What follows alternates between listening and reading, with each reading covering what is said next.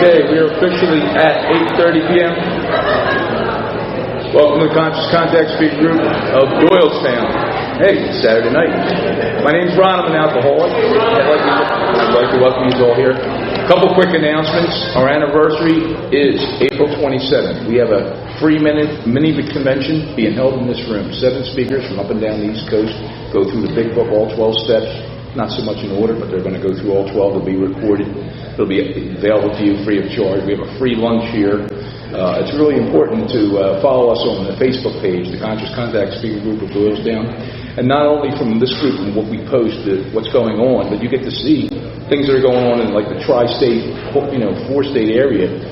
Something going on every single night of the week. In fact, I think they got the Cape May roundups right now. I just came up from there. It's pretty cool. Put that in your calendar for next year to make that. It's a lot of fun. What else we got to announce? I don't know. We'll think of something. What? Monday night there's Tampa Media. Media Speakers Group. They got Myers Raymer coming in, and they will not have enough room for nobody, so don't even go over there and eat their food. It'll be packed. It'll be a lot of fun. We have Chris, his brother Chris, coming here in December. They're going to do a mini convention workup. So if you can't do that one, but it is worth it. If you've ever been with Myers, and they're going to have Terry's going to be speaking for Alan on there, so it'll be a lot of fun. It's about 50 minutes away from here. Probably got some flyers in the back. If you have any flyers for any anniversaries, please place them back there. I always say I love anniversaries. Free food and a half decent speaker. I'm driving. Right? So that's what we try to do here. We try to give some free food. Food and fellowship goes out at 8 p.m. So anyway, let's get going with the meeting. Here comes Nick to chair this.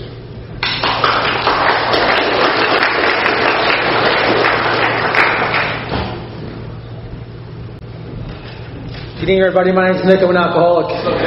Welcome to the Conscious Contact Speaker Group of Alcoholics Anonymous. This is a 1-hour speaker meeting. It meets every Saturday night at St. Paul's Lutheran Church, 301 North Main Street at 8:30 p.m. in Doylestown, Pennsylvania. The business meeting for this group meets every Saturday night at 7 p.m. until 7:30 right here. The purpose of this group is to provide a consistent message of hope and recovery through God reliance and practice and teaching of the 12 steps. We record all speakers so that others may benefit from the message of recovery.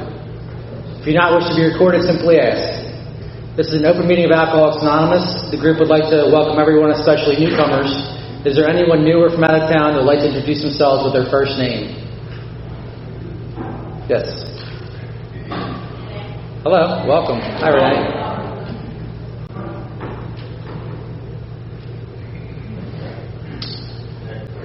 Oh, hello. I'm named Tim, visiting from South Jersey. Hey, Tim. Welcome. Yes, sir. Richard, visiting from Manhattan. Hey, Richard. Welcome. All right. The Conscious Contact Speaker Group encourages sponsorship. For anyone with working knowledge of the 12 steps and is willing to sponsor, please raise your hands. Excellent. Are there any announcements from the floor for the good of AA? We already touched on a few. Yes, you in the back getting coffee. My name is Ben. I am an alcoholic. Living sober group, Celebrate Group of Alcoholics Anonymous celebrating their 70th anniversary. It says Main and Church Street in Sellersville. 7:30 fun food and fellowship, and speaker at 8:30. Thanks, Ken. All right. Yes. I'm sorry. May 13th. Thank you. Sorry. My name is Heather. I'm an alcoholic. Hi, Heather. Tomorrow night is ODAC's anniversary, which is one day at a time. A group in Telford. It's usually a candlelight meeting. Food and fellowship start at 7 to 8, and then 8:30 is the speaker. And that is on Hamlin and Hamilton Street in Telford. It's not terribly far from here. If you have any questions, you can just meet. Thank you, Heather. We have meeting lists and big books on easy terms. Please see me or any home group member after the meeting. If you cannot afford a big book, the Conscious Contact Speaker Group will give you one at no charge. Anyone willing to make donations for the purchase of big book and CDs to help those who can't afford them can put donations in the jar on the table marked big book and CD donations. If you'd like a CD of any speaker, past or present, please see myself or Ron before or after the meeting. They are available free of charge. And with that, we have Scott to come up and read the AA preamble. Scott A.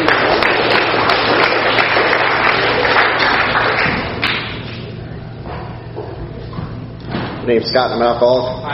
Alcoholics Anonymous is a fellowship of men and women who share their experience, strength, and hope with each other that they may solve their common problem and help others to recover from alcoholism. The only requirement for membership is a desire to stop drinking. There are no dues or fees for AA membership. We are self-supporting through our own contributions. AA is not allied with any sect, denomination, politics, organization, or institution. It does not wish to engage in any controversy, neither endorses nor opposes any causes. Our primary purpose is to stay sober and help other alcoholics to achieve sobriety. And I have Teresa coming up to read the AA 12 Steps to Recovery.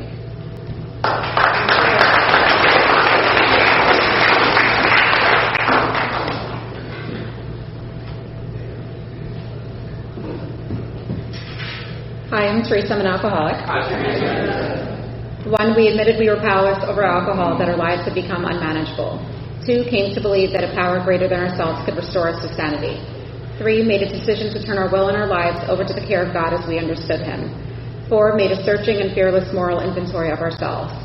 5, admitted to God, to ourselves, and to another human being the exact nature of our wrongs. 6, we're entirely ready to have God remove all these defects of character. 7, humbly asked Him to remove our shortcomings.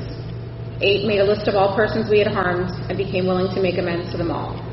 9, made direct amends to such people wherever possible, except when to do so would injure them or others. 10, continued to take personal inventory, and when we were wrong, promptly admitted it. 11, sought through prayer and meditation to improve our conscious contact with God as we understood Him, praying only for knowledge of His will for us and the power to carry that out.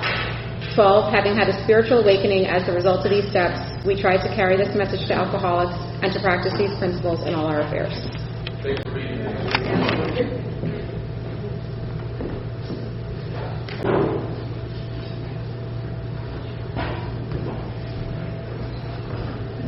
We have a step-in tradition which states every AA group ought to be fully self-supporting, declining outside contributions. At this time, I'd like to pass the basket. We have no dues or fees, but we do have expenses. This group provides many services.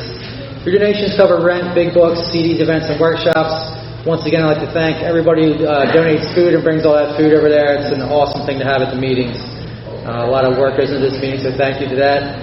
There's absolutely no smoking on church property. Please take a moment to silence all cell phones and limit movement during the meeting to avoid distractions. I'd like to introduce our speaker now, a good friend of the Conscious Contact Speaker Group from Port Fishington Group from Croatia, Ante K.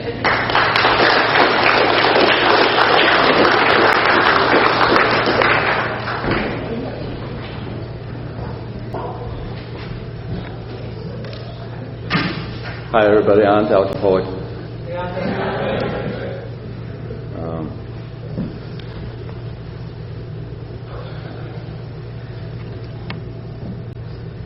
I'm freaking out. I hate doing this.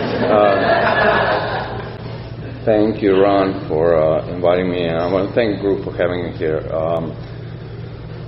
Like I said, I really don't enjoy doing this. I'm freaking out. I'm nervous, and I'm an alcoholic. That's probably the most important thing. Obviously, hear my accent. I'm not from Doylestown area. I insisted on geographical cure for alcoholism, and here to report that this continent is not working either. I did not know what's wrong with me. I did not know what's wrong with me. I was relieved when I ended up in AA to find out that I have alcoholism. I come from a loving family. I'm youngest of 3. There's no dysfunction. There was no abuse. There was no kinky uncles. They were inappropriately touching me. It was just like a perfect childhood. But as far as my memory goes back, I just felt off, always. Just always felt weird, awkward. I was a weird kid. Looking back, I was a weird kid. I was weird looking. I was about 6'2" before I was like 10 years old. Big ears, yes. Oh my God, it was big ears, big nose, and I did not like myself. Let's put it that way. I remember reading a bunch of my family I have a bunch of physicians in the family. Both of my sisters are doctors.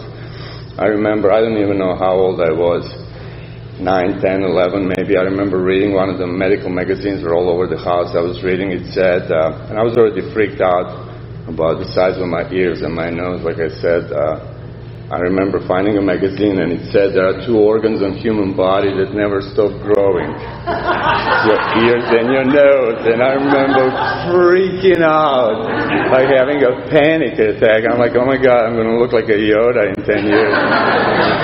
It was just rough. Life was rough without alcohol. I stayed sober for about 13 years. And sobriety sucks for an alcoholic. And then I picked up a drink.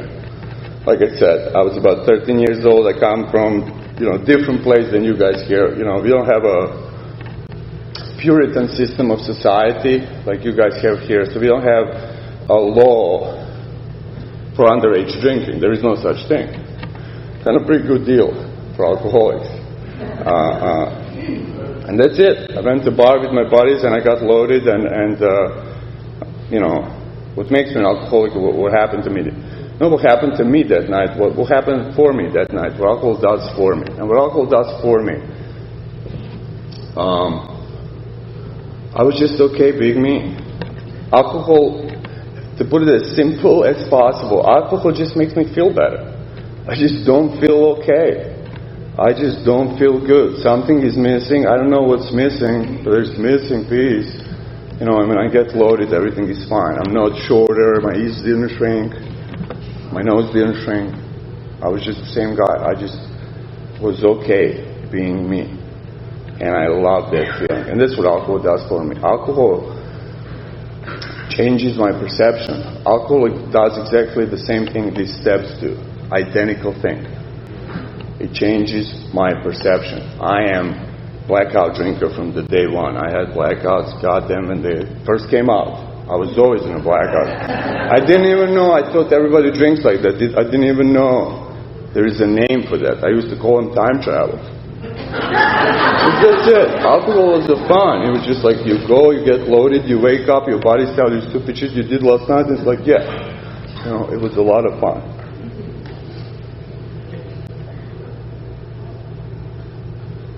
From that point on, I don't know. I felt you got to be really stupid to wait for a weekend to feel like that again. I drank as much as I could, as often as I could, and like I told you, I'm fine.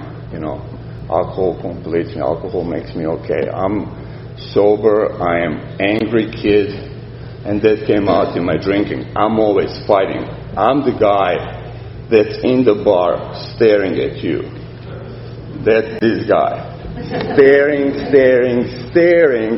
until you have to say like, yo. And then I say, what the fuck you looking at? And let's rumble. I apologize my language. But that's me. I just love fighting. I don't know where that comes from, but I would just always, every time I would drink, I would just get in an argument, I would just get in a fight.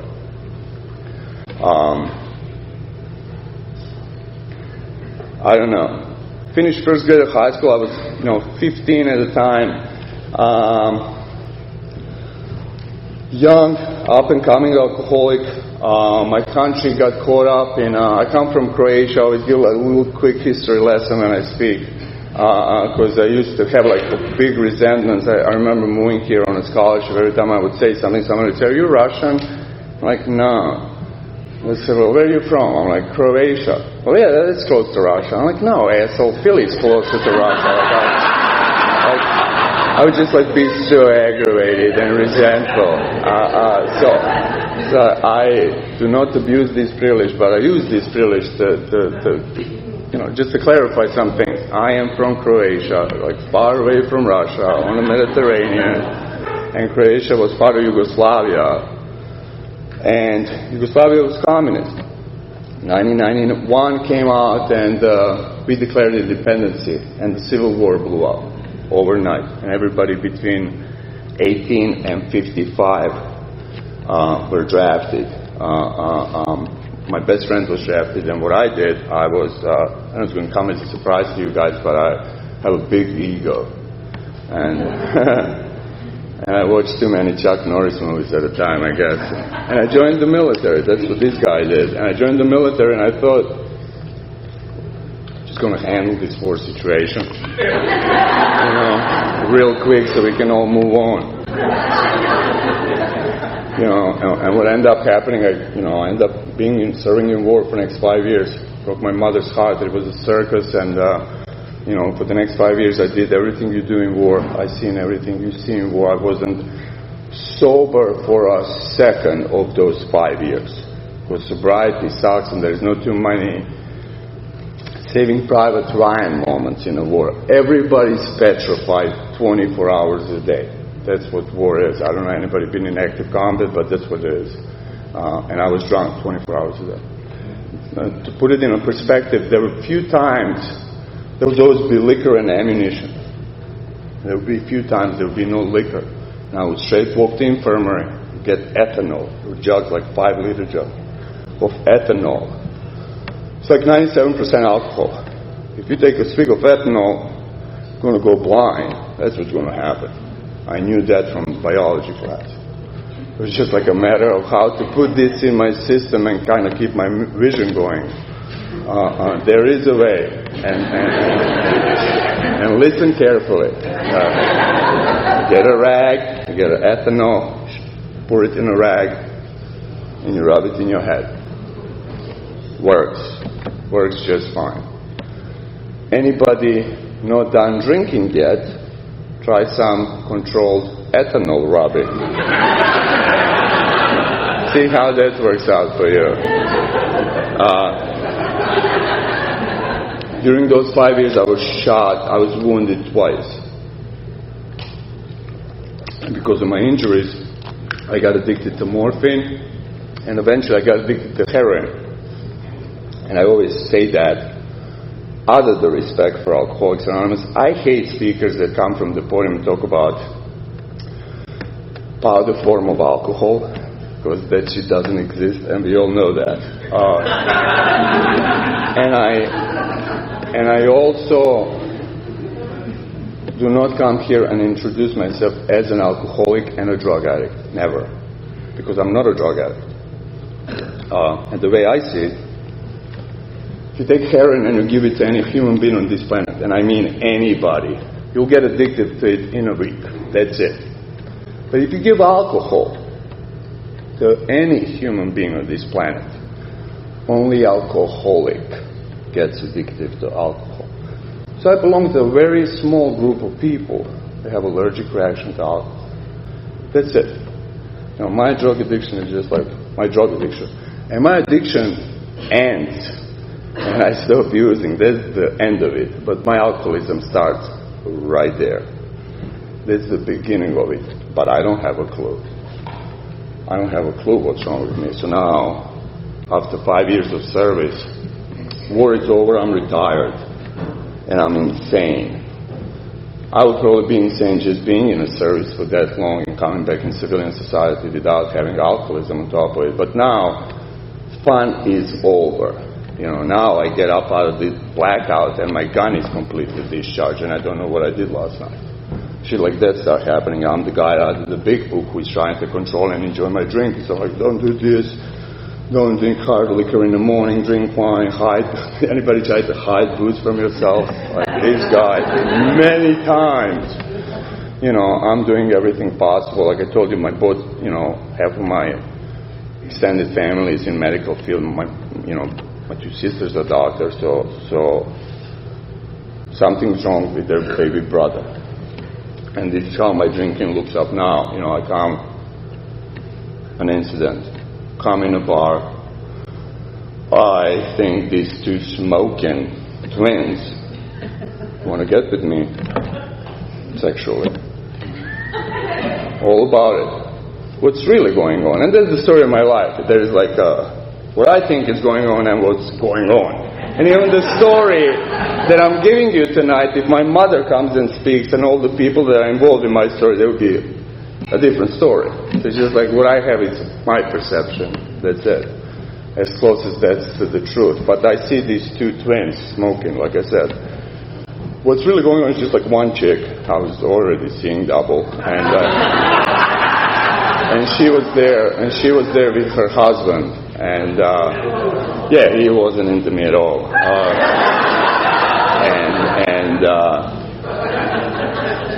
Well, by the end of that night, I just got stabbed all over my chest, coma, hospital, bloody mess, bloody murder. Won't survive. Kind of story. Obviously, I survived. 3 days later, I wake up out of the coma. I'm in a hospital, plugged in every goddamn piece of machinery. My mother was there, my sisters, and the girlfriend at the time that I had. And that's the first time that I said, like, I'm done. I love you, and I'm done doing this. Like, this is BS, and I don't want no parts of it, and I'm sorry, and I don't want to do this for myself. And that's cool. But alcoholism don't give a shit what you want to do. Because that's alcoholism. It's a different human perception. Like I told you, I would come to the bar, music sucks, chicks are not good looking, and as soon as I walk in, I'm like, I measure every dude there. In 2 minutes, that's my entrance. I'm like, give me 5-6 shots of tequila. I turn around, she lost 30 pounds. What do you want to drink? I love this place. Music is awesome. That's what alcohol does for me. Changes my perception. You know what I mean? I also want to put a disclaimer. I'm here just to share my experience. I don't want anything I say here tonight, any one of you, to take as a personal indictment of what I think you should be doing in AA, because I don't give a you-know-what. So please, don't have to come at the end of the meeting to correct me about anything that's feel offended or whatever. Because I got like a bunch of people coming to me after the meeting. When you say something, it's like, buddy, it's my experience. I don't know what to tell you. So like I told you, hospitalized, dying, I'm never going to do it again. And I meant it, like I said, I don't know the condition that I have, and the condition that I have, I don't care what I want. And I said, I'm never going to drink again. Alcoholism, don't care. Because of my injuries, I was like so stabbed and injured that I was pretty much nailed to that bed for about a month until they plugged everything out of me and they put me in a wheelchair. First day they put me in a wheelchair, I got loaded and overdosed in the same hospital. What's wrong with you? Are you crazy? I am. I know. I am. I don't know what's wrong with me. And then I start coming up with these ideas that everything else becomes a problem. You know what I mean? I live like a parasite. I live like a big baby in umbilical cord just waiting to plug in. Whoever. And then when I take every emotion and every dollar bill out of everybody around me, I go to the next host. I know you guys don't live like that, but that's how this guy lives. Not because I'm evil, not because I'm mean, it's just because, there's no life inside of me. I have to suck it from somewhere else. And those are my relationships. I can't stand being around, people who love you don't see you the way you are. They see you the way they want you to be. And a guy like me abuses that. Like I said, because I'm selfish. And I don't even know that. And then I decide I'm just going to leave everything. And I'm like, I always wanted to be a zoologist. Quickly, I was like, slowly lost a bunch of years for being in the military. But this time I was already finished the school and I went to business school. And my mom would know, I hate business. I went all the way. I always wanted to be a zoologist. My mom would know this, but I want to be happy. And I think happiness equals money, property, and prestige. If you're a big shot in life, that will equal peace that I'm always looking for. My mom would see that to me and say, why are you chasing money so much? It's not going to make you happy. I'm like, Mom, only the broke people always say that. I had to find out for myself. She was right. She was right about a lot of things. A lot of people are right about a lot of things. It doesn't matter what it takes for me to learn. I learned my lessons on my own roads. But that was it. I decided to move. So Croatia became a problem. Everybody around me became a problem. For the next 5-6 years, there's not enough time. I speak 5 different languages, just to put it like that. I speak 5 different languages because of the geographical cure for alcoholism. Then I'm like trying to rediscover myself somewhere, and it's going from place to place to place to place, just like destroying everything in front of me. There's the one line in the big book. It says we had moral convictions, but we couldn't live up to them. No matter how hard we tried, was needed power wasn't there. Story of my life. I remember living in Germany. My sister, my middle sister, she's been a physician in Oslo, in Norway for, 20 years. And I remember getting in touch with her.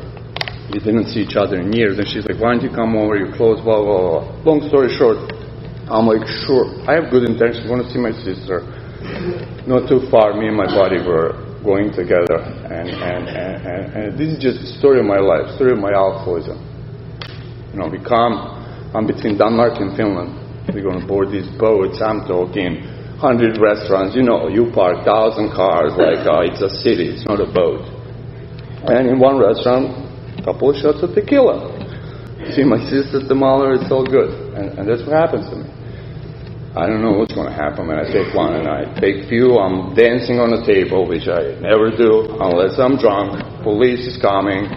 My buddy's in the restroom. Police on the boat doesn't even have some kind of uniforms. They look like a waiters, basically.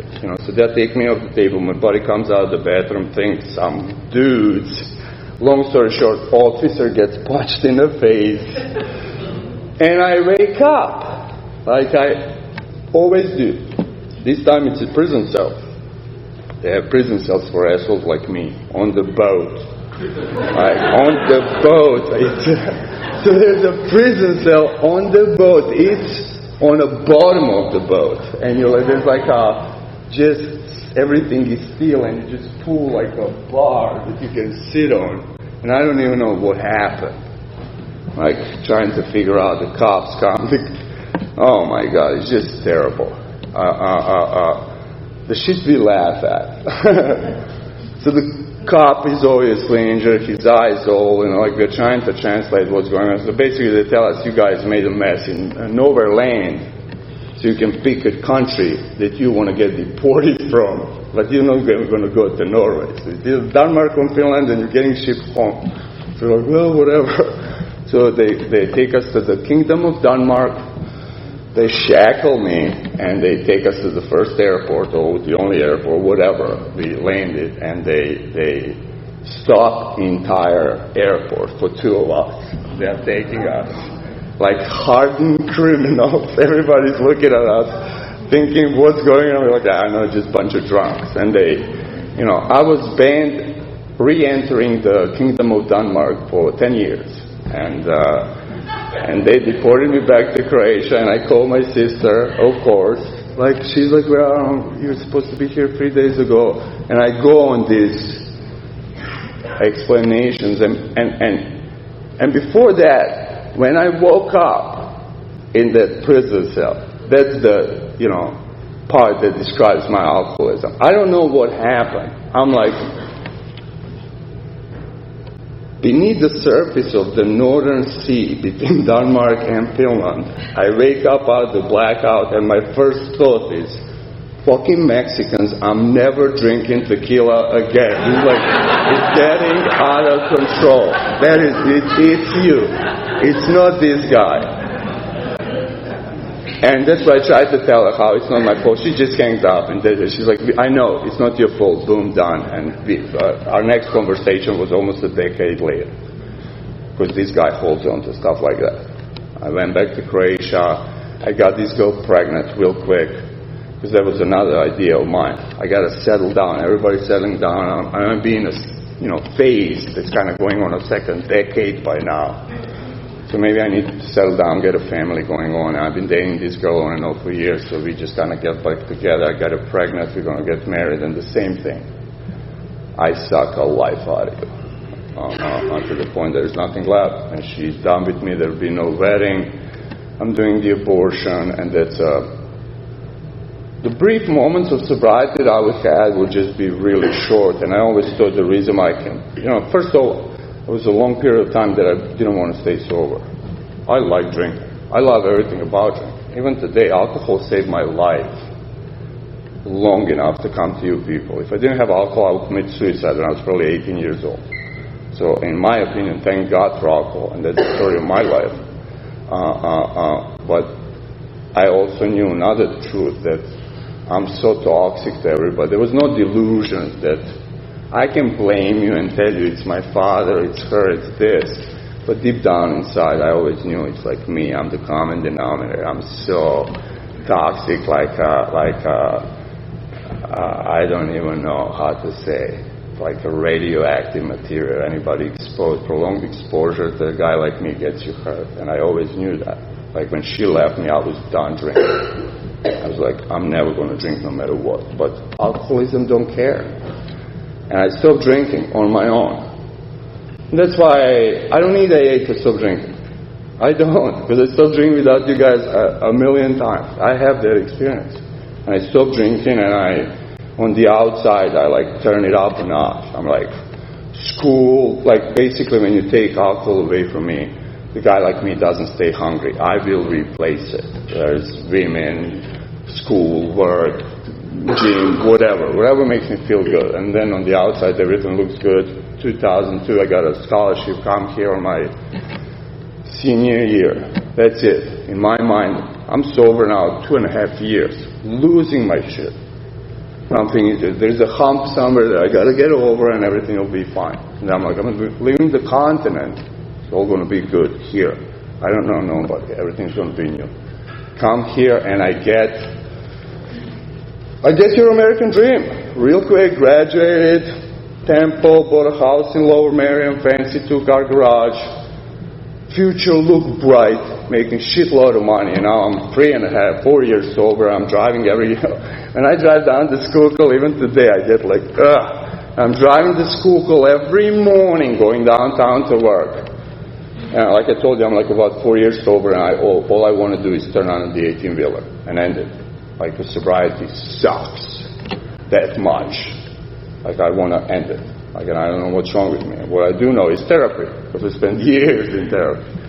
And I hire a therapist, and I go to my first session, and I tell her, my story. I'm lying, of course, but also I'm telling a lot of truth and demons and insanity, and something's wrong. And she tells me, and I'm quoting her, she said, Ante, that's normal. I'm like, what do you mean that's normal? You got to be on top of your class. She said, it's normal for international students to feel a little alienated when they come to a foreign country. I'm like, you don't understand. It has nothing to do with me being here. I feel like this on a Christmas dinner with my family. That's how I felt my whole life. Like I'm waiting for a goddamn mothership to pull in and tell me, Ante, we dropped you off on the wrong planet. I'm like, thank you. Take me home. Take me home. Like that's how I felt my whole life. She had prescriptions. I wasn't into prescriptions at all. You know what Big Book talks about? I don't even have that either. Insanity prior to first drink, zero insanity in my life. I know exactly where alcohol is going to take me. And I want to go there. Because sobriety sucks that much. And I went there. And the education or booze, career or booze, it's going to be booze. Respect of your family or booze is going to be booze. And next, 2.5 years, everything went out of the window. I'm going to come here and tell you this some sob story. Alcoholism, there's a lot of people here. Alcoholism didn't took nothing away from me. Nothing. Not a single thing. A guy like me, I'm always 100% willing to trade everything inside or outside of me for the feeling alcohol gives me. Period. End of story. After, fancy house in Lower Merion, there was homeless in Kensington. That's where I ended up. I always thought I'm really tough. I'm not. What I am, I'm dangerous when I'm full of fear. I know. When I'm running the streets, I'm running them just hoping there will be, I don't have balls to end it myself or commit suicide, anything like that. But I'm just hoping there will be some asshole just like me in some dark alley and put a bullet in me and end it for me. I would probably say thank you if there would be a breath in me left. That ended January 24, 2004. I woke up like I usually wake up out of the blackout in the morning. But this time I was in the backseat of a pickup truck. Two guys were driving. One of them turned to me and said, "What's up, G?" I was like, it was just bizarre. I'm like, "What's up?" There was a lot of snow. They found me laying in the snow. How sick we are. I'm like, who are you? What's the deal? They were sober members of Alcoholics Anonymous. They found me laying in the snow. They put me in a truck and took me to my first AA meeting. That's what they did. And my first AA meeting was in a place, maybe you guys know now, it's torn down, called Last Stop. There was no name to the building. I was the first crew of people that ended up there. And the guy, actually from Texas Troy, named it Last Stop. So they brought me to this goddamn meeting. It's like an abandoned building. There's no roof. There's a blue tarp over the roof. It's like a podium like this. Here I expose like joists. There's like a basement, like a hole here. And dog with 3 legs is running around the room. And this guy's been homeless for a while. And I'm looking at you guys and I'm like, wow, what a bunch of losers. Look at this crew. Because that's what it takes me to come. I don't think anybody's coming here looking for a way in. I'm looking for a way out. It takes me 2 seconds to separate from it. 2 seconds. I'm like, this is some American bullshit. That's how I thought. Some American bullshit has not. I'm like, I thought you guys had a problem with drinking. That's what this is about. Because I don't. A problem with sobriety, not with drinking. So I thought you guys are people who have a problem with drinking. You guys have your little organization or society that you guys kind of hold on to one another. And then when one decides, man, I want to drink tonight, the other one goes, no. Like, thanks, buddy. And it was cute, but it wasn't for me. It wasn't for me, because I wasn't one of you. I didn't have that. I have something else. I'm special. I'm a unicorn. How many unicorns died in Alcoholics Anonymous? I know many. Like, if you get anything from me here tonight, catch alcoholism. Catch alcoholism as soon as possible. People who don't catch alcoholism on time tend to die from it. That is my experience. A lot of unicorns. I've been to so many funerals. I stopped crying 20 years ago from war, but my wife went in crazy tears. Like 2 years ago, one of my employees died. I'm like, what are you crying that much? She's like, Dennis is the first person. I'm like, really? Dennis was the first person that she actually knew that passed away. And in the last 3 years, there was like, Dennis time, I don't know. My wife doesn't cry no more on the... But that's the reality. That's the reality. And that's the deal. I'm not going to sugarcoat nothing. If you have anything resembling what I just talked about, you have to find God to recover. End of story. Nothing else. And it's a scary notion. To find something I don't even believe exists. Are you kidding me? But that's the notion for the alcoholic. Because that's what I have to give up. My God is alcohol. On that notion that there might be a real one after all. Well, that's a lot to ask. That's a lot to ask. And I'm sitting there, I'm not one of you, I'm ready to jet, but these kids will be coming there every day. And bro, if you come to my neighborhood, that is my neighborhood now. If you would come there was people from Philadelphia that didn't come there 12 years ago, 15 years ago. Trust me. Now there's a bunch of hipsters, every property there is $600,000. But back there nobody was coming there. This kid, like you take one look at him, it looked like he came from golf outing, would come there every night on a public transportation. He was talk to the guys, and I couldn't figure out what his deal was. And like I told you, I knew one thing about me when I was a new guy here. I was 100% fake. Nothing about me was real. I hated my guts being here. And just looking at that kid, I knew he's nothing like me. He was laughing. There was nothing laughable in my life. But what ended up happening, he sat across from me one night. We ended up talking. We ended up doing Alcoholics Anonymous. And I ended up having results of Alcoholics Anonymous. And what Alcoholics Anonymous is, and what he did, is one alcoholic sharing his experience with another for free and for fun, for the sole purpose of I did not recover here. Nothing happens here. Nothing happens here. Come here, listen to some Russian dude for an hour, you go home. That's it. Nothing happens there. I did not recover. AA, for me personally, it's not the time between the Lord's Prayer and the preamble. That's not AA. Because I can be super awesome for an hour. For me, AA is the time between preamble and the Lord's Prayer. That's Alcoholics Anonymous.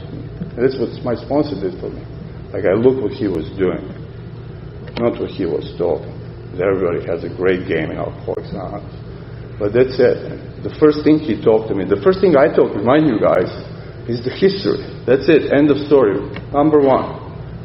Not for the sake of the knowledge, not for the sake that I know how my society started here. Just for the sake that you know what's going on here. And history shows us that AA worked before we had this, before we had one-liners, old-timers, big book.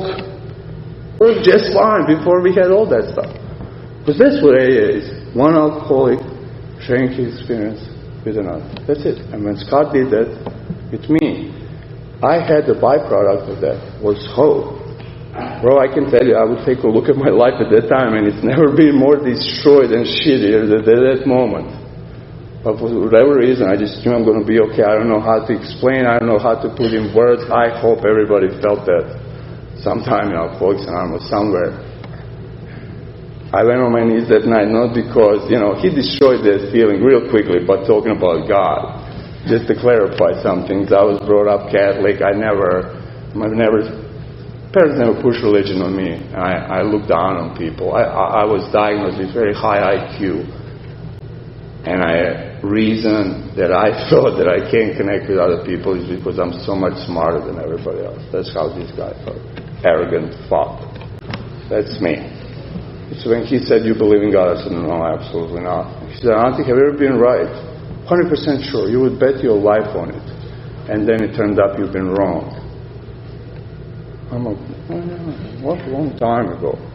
It's hard to remember, but there was maybe an incident or two. I said, yeah. And he said, well, maybe you've been wrong about God. That is my favorite. We always read those 9-step promises. It's like, those are my promises. The second step. Beautiful. Like you open your mind and you open your heart and you take these actions that you don't believe they're going to work, but you take them anyway. That God, whatever God is, will prove himself to you personally. That's a beautiful promise that became my experience, that became my truth, and I spit it out to every guy that ever sat across from me, whether you like it or not. That's it. That's the deal here. That's the deal here. And I went on my knees that night, not by virtue, by default, because there was nowhere else to go. And I said the prayer to God I didn't believe in or understood. I said, God, I don't know who or what you are, but if you are, I need help. Nothing happened. I'm getting chills as I'm speaking. Now I thought something will happen. Nothing happened. I wrote my inventory. I'm the guy out of the big book. Hold on to the worst item in the stock. What is this guy going to think of me? I give my shebang, give it to Scott. He takes it, twists it upside down and says, tell me the worst thing you did, something that you didn't put on a paper. Like he knew. Like my heart dropped. I'm like, Scott, if you tell this to anybody, I'll execute your whole family. I promise you. It's not a podium story. Definitely not, but it's the story any guy ever sat across from me heard. The grading shit that we do. It's like I told him, I didn't have a fifth-step experience. I wasn't delighted. I was disgusted when I was done. I was disgusted with myself. But I did everything he told me to. I became Mr. A really quick. I was making my amends. On the inside, I recovered really quickly. And that's why I believe anybody recovery depends not on time, but on how fast are you willing to move your feet. I was moving fast and I was recovering fast. I was super happy. Life on the outside was super shitty. I was working construction for these Mexican guys. I'm always messing around with them. I was their Mexican. And I would get like a paycheck of $300 at the end of the Friday. I would tell Scott, I'm like, bro, like I would make this on Monday before 11 a.m. What is this? Like, he would make me like be making amends, paying my stuff back. I was living in that place called Last Stop for like 90 days, and I ended up sponsoring a bunch of guys and girls there. There were like a bunch of girls would be coming there.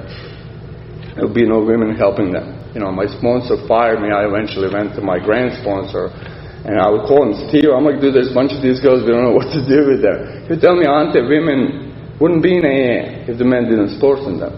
But you got to come with your heart, not with your pants. And I've been privileged doing that. I have never been involved in the Chicks in Alcoholics Anonymous ever, period, until I met my wife. One mistake. They've been married 8 years.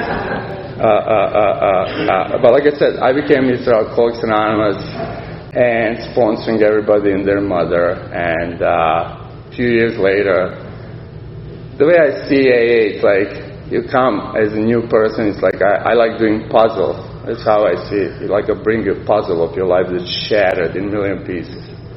And we tell you, just leave it alone. The reason why it's all messed up is you're trying to arrange it. Just go do this. Let God sort it out for you. That's what happened. I'm about 3 years sober. I peek over my shoulder at my life. Pretty nice. It's not how I designed it, but it's nice. This guy says, thanks God, great, awesome job. But I got it from here. It's like this little piece that just I need to fix. The whole thing drops. And that was it. I was sick. I was, going to meetings 5-7 days a week. If you would walk, I'm the winner. You would send the guys to you, but on the inside I was dying. Then in the middle of the meeting, my buddy Chris Brown was doing his big book study. Me and my friend Claire were there. I was actually helping her husband in the middle of the meeting. I'm like, they just shut up. I didn't say that out loud. Inside, I'm like, shut up with your big book bullshit. I walked out and I got loaded. And then I ended up going back to my house a few hours later, and I swear to you, my living room had more people than this room. It's like a million people. And I'm loaded. My sponsor drove from New York. It was just like a circus. My buddy says, is it true about the phenomenon of craving? I'm like, I'll let you know tomorrow, Boots. And it's true. My grand sponsor passed away last year. He used to say that picking up a drink for an alcoholic is having sex with gorilla. It's over when gorilla says it's over. That's the truth. That's the truth. I wanted to be in AA next day, but alcoholism don't care. I came back to AA August 24, 2008. I woke up out of the blackout like I usually do. This time, phone woke me up. I answered the phone, and my friend Katie called me from York. I've been missing for like 4 or 5 days, and she's like, where are you? Everybody's looking for you. There's like a million people around me. I'm like looking for a Philly skyline. I can't even find it. I'm like, I don't know. Like, I'm fine. I'm looking, like, I have my wallet and stuff. I grabbed the guy in front of me. I'm like, bro, where are we? He said, he's like, are you serious? I'm like, yeah, where are we? He says, Allman's Brothers concert in Camden. Like, I'm in Camden, like, I don't know how, hate Allman's Brothers, but I was there. I actually spoke at the meeting. One guy was like, I was there too. I'm like, awesome. And I'm like, all good, don't worry, everything is good. I come back to Philly, I get loaded again and get a bunch of cocaine and a couple of Dominicans and a bunch of vodka, which is always bad combination. By the end of that night, I got beat up, just typical beat up, stabbed, and they threw me out a closed window of my house in Fishtown. And now I'm in Episcopal I was cut, and I'm talking million cut stitches everywhere, and they all patch me all up, and I'm limping down the Episcopal Hospital, and it's also a bunch of my friends are in the guys that was sponsoring a bunch of people from Alcoholics Anonymous. They're like, get in a car, we're taking you to York, Pennsylvania. That's where my sponsor lived. And I said, I'm not going anywhere. I got 80 more bucks, and I wouldn't move. I got loaded one more time in the hospital, and I went to York, Pennsylvania. And I know, anybody been to York, Pennsylvania? There's a lot of recovery houses in York, Pennsylvania. I'll give you my experience in York, Pennsylvania. If you see brochures, they will say, come visit beautiful historical York. Okay. Historical it is, because they didn't do any goddamn renovations since like 15.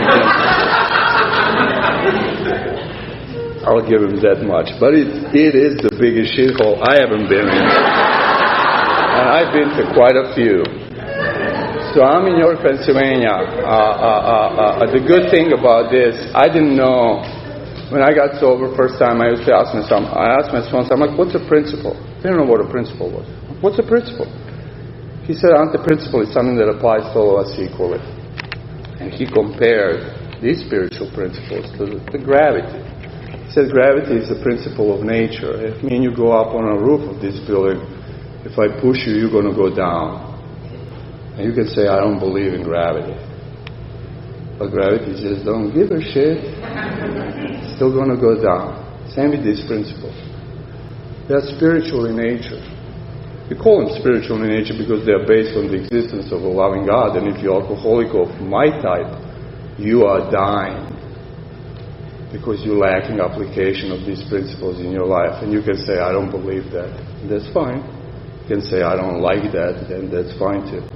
You can say, I'm not even aware of that. That's fine too. It doesn't change the fact you die. But the good thing about these principles, they work again when you apply them. I had a lot of knowledge of what I thought Alcoholics Anonymous and my experience of Alcoholics Anonymous. It was hard to apply. My sponsor would tell me, Ante, the only thing we count here is sobriety. He said, I don't even know why. He said, we drink when we are in some kind of spiritual blackout. But we lie when we are in spiritual blackouts. We don't pick up white coins for lies. We cheat, we manipulate, because we do a whole lot of shit of white coins in this room or in any other room. That was easier for me to come back to Alcoholics Anonymous. Like, I applied the same principles. I got the same results. Like I said, I hated Europe so much that I stayed there about 2 years. I met my wife and I jetted out of there. And I moved back to Philadelphia about 9 years ago. And I have an awesome life. I have a beautiful life. I came with a lot. Like I told you, my puzzle in Alcoholics Anonymous had a lot of moving pieces. These guys thought I came, like I told you, full academic scholarship. I did my schooling, but then I decided I'm just going to drink for the next few years. And I thought the day I stopped drinking, I'm just going to go back to school and continue. But they frown upon that here. They're like, well, you broke the status of your visa. What does that mean? You're illegal. So this buddy was illegal in this country for 10 years. Because I couldn't, if I would leave the country, I couldn't re-enter. And I had to take care of all my paperwork in order to make amends to my mother. And after 10 years, on my wedding day, my mother and my sister got their visa, and I picked them up on my Newark airport. And I was there on my sobriety checkpoint, sober for the first time in their life. Normal for the first time in their life. First time I was able to be a son and a brother. And a whole lot of stuff happened for me in my recovery, like inside and out. You know what I mean? I hated cubicles, and my degree in risk management is useless. I opened other business that I liked. One of my friends told me that I'm crazy, but I wanted to do something that I liked, and I didn't know nothing about opening the business. I do know traditions. I know principles. I opened my business 10 years ago based on these principles. That I'm here to provide a service, not to make money. And you know what happened? I made a shitload of money. When I stopped abusing women and stopped creeping up, that was the commitment when I made in Alcoholics Anonymous. I will not date or mess around with nobody here. And I didn't until I met a wife. I told people who know my wife, and he will vouch that she came to me, and I said no. But she was sober 7 months. And she always tells me that. I'm like, well, we wouldn't be married and happily married for 9 years if I jump like I always do. So I have a beautiful relationship at home. I have like a great business, family, friends. And I have a perfect life. Like perfect life. We were about to start a family September 15 of 2 years ago. Visited my family in Croatia, came back, had some belly pain. don't know what's the deal, go, blah, blah, blah, urgent care here, back and forth a couple of weeks. Stage 4 colon cancer. Exactly. What the fuck? Yeah. What the fuck? 40 years old. 6 months prior to that, I just ran half an Ironman in upstate New York. That kind of shape of my life. Like stage 4 colon cancer. I'm like, are you serious? Like, try to be spiritual after that. You know, try to wake up in the morning after that. Try to do anything after that. You know what I mean? This is like 80 pounds later. I also apologize. Me and Ron were joking before. I'm losing so much weight that I can't even put a shirt and tie. I have like 1,000 suits that's like 200 pounds, 220, 180, 190. I'm like 155, and I'm not buying any more suits. End the story. So you get this. No shirt and tie.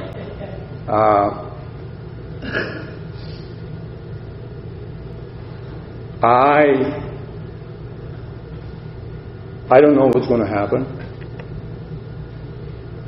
God, I feel. Doctor said what the doctor said. People say what the people. I think what I think, but I feel God didn't spoke yet.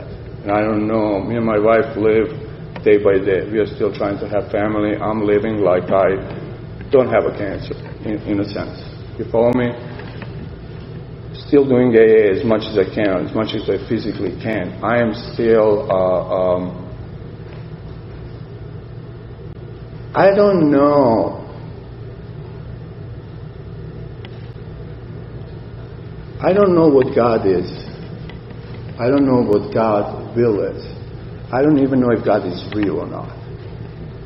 What I do know is that when I live my life as if God is real, He's my loving Father who takes care of me as long as I take care of my brothers and my sisters. My life gets beautiful. My life gets full. My life gets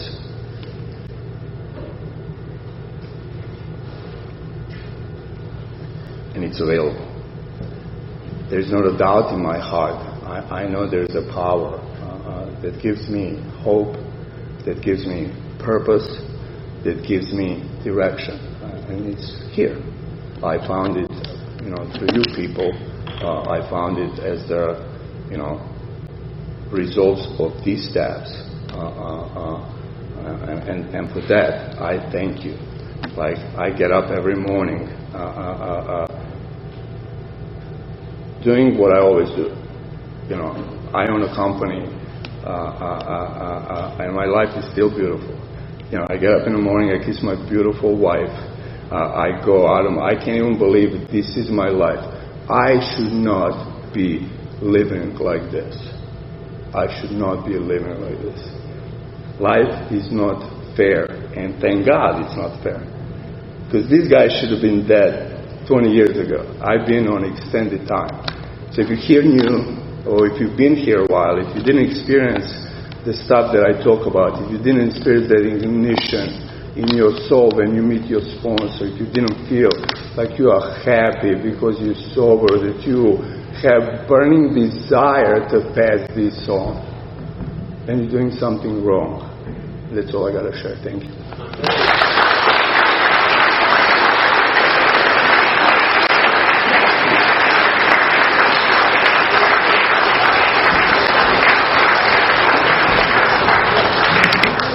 Oh, exactly. Good. Thank you. Thank you very much.